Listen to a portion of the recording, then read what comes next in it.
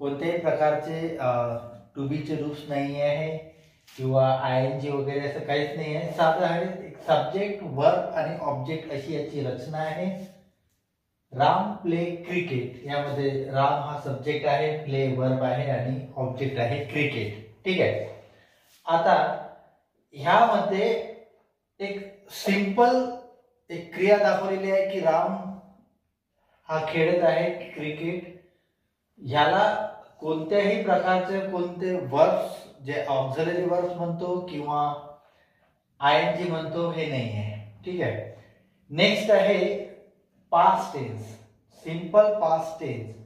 इथं होता subject plus verb plus object, इथं आहे subject plus V2 plus object.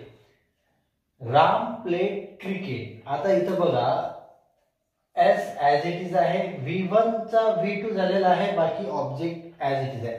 मग यामध्ये चेंजेस काय, तर पहिल्या वाक्यात V1 होतं सिंपल प्रेझेंट मध्ये, इथं V2 काय तर क्रियापदाची भूतकाळी रूप. इथं एक सिंपल चेंजेस झालेला आहे, म्हणजे फक्त जो वर्ब आहे त्याचा सेकंड फॉर्म यूज केलेला आहे, बाकी नाही.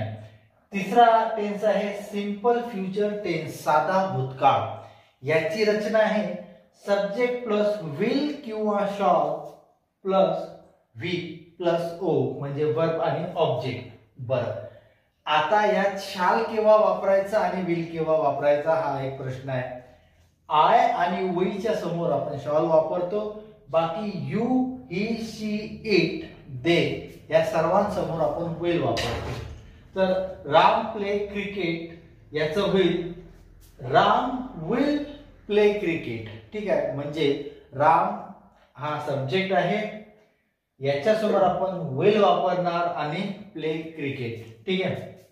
बघा, पहिला प्रकार बघितला आपण सिंपल टेन्स, साधा काळ होता. सिंपल प्रेझेंट मध्ये S plus V plus O subject plus verb plus object.